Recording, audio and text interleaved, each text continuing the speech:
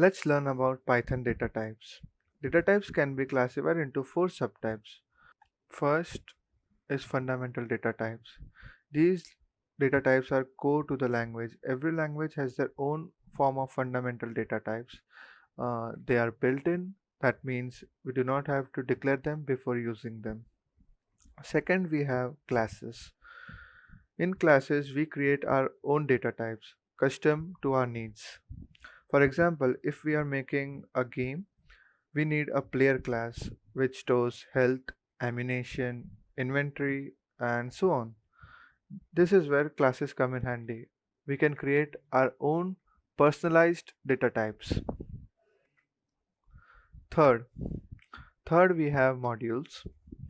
You can consider them as virtual libraries where we have defined many important functions, classes, methods, and we want to import them to our current source code.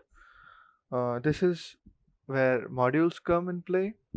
So, in other words, we can say it's more like a specialized form of data types, like and boost to our program to use certain data types which we don't have.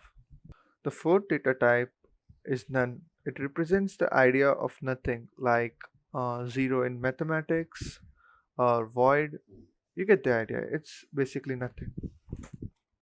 So this was the introduction to data types. In next video, we'll be exploring fundamental data types and their use cases.